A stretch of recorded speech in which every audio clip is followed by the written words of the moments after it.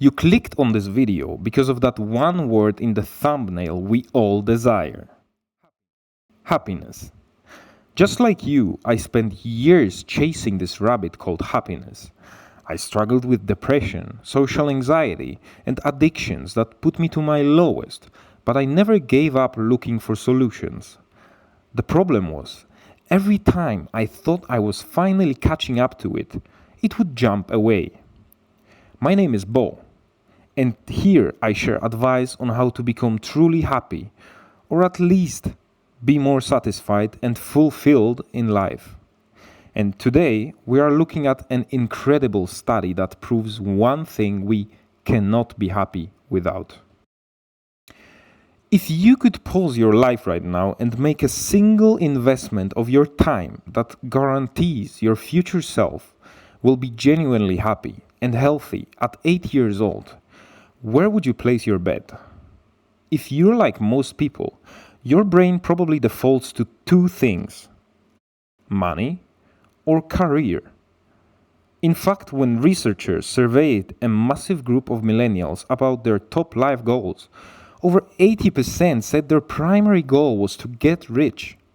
Another 50% said they wanted to become famous. We're constantly told to grind harder and achieve more to secure a good life. But what if I told you that science has already proven, beyond a shadow of doubt, that we are chasing the wrong things? What if we could actually watch hundreds of real lives unfold from the time they were teenagers all the way into old age to see what actually kept them healthy and thriving? Well, we did. Or rather, Harvard did. It is arguably the longest scientific study on human happiness ever conducted, spanning over 88 years. And the final conclusion completely shatters everything society tells us about success. Meet Dr. Robert Waldinger.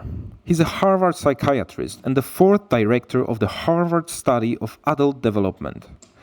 Back in 1938, researchers started tracking the lives of 724 men. They didn't just give them a questionnaire once a year. They practically built a time machine around them. They chose two radically different groups. The Harvard students of prestigious university, usually from higher income families who you would assume are more likely to have a fulfilling life. And the second group, the poor boys, teenagers from Boston's poorest neighborhoods chosen specifically because they came from troubled, disadvantaged families living in apartments without running water. As these boys grew up, they entered every walk of life. They became bricklayers, factory workers, doctors, lawyers, and yes, even one of them became the President of the United States. Some climbed the social ladder to the very top. Others developed alcoholism, schizophrenia, basically fell to the bottom. Every 2 years, for nearly 9 decades, Harvard called them up. They didn't just ask how they were doing. They went into their living rooms and interviewed them. They got their medical records. They drew their blood, scanned their brains, talked to their children, and even videotaped them talking to their partners about their deepest anxieties.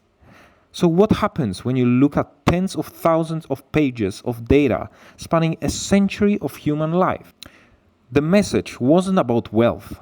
It wasn't about fame. It wasn't about working harder. The clearest message from the longest study on happiness is this: good relationships keep us happier and healthier. Period.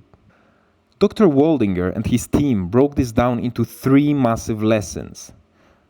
The first one: social connection is a physical requirement, and loneliness is literally toxic. The data showed that people who are more socially connected to family, friends, and their community aren't just happier, they are physically healthier and live longer. But loneliness? Loneliness acts like a slow-burning poison. People who are more isolated than they want to be find that their health declines much earlier in midlife, their brain functioning drops sooner, and they live significantly shorter lives. And here is the scary part. You can be lonely in a crowded room, and you can be lonely in a marriage. Which brings us to lesson number 2.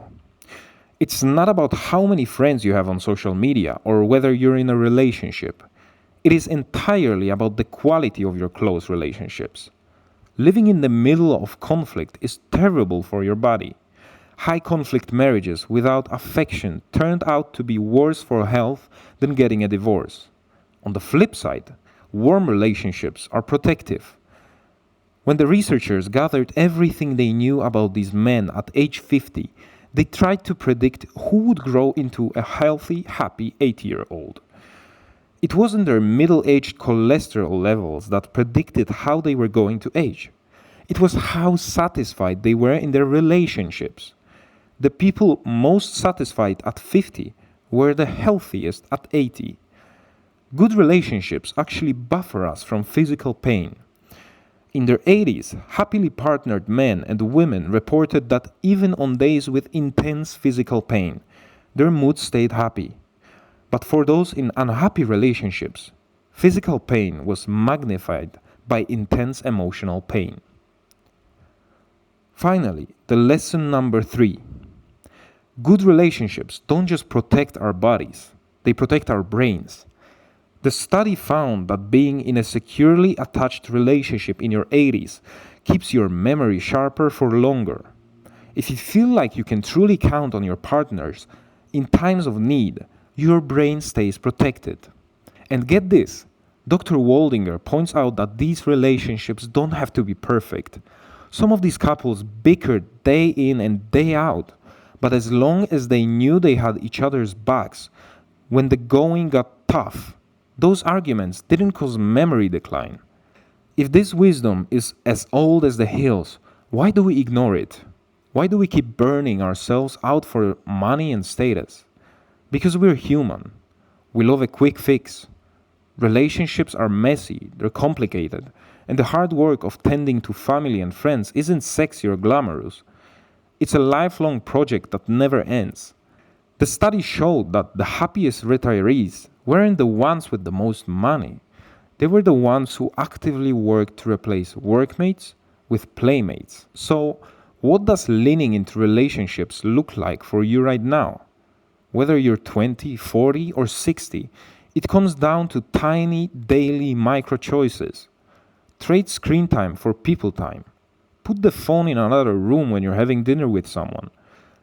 Liven up a stale relationship. Go on a long walk or try a new date night actively together. Heal old family feuds. Reach out to that person you haven't spoken to in years. Family grudges take a massive physiological toll on the people holding them. Dr. Waldinger closed his legendary talk with a quote from Mark Twain, who was looking back on his own life over a century ago. Twain wrote, "There isn't time, so brief is life, for bickerings, apologies, heartburnings, callings to account.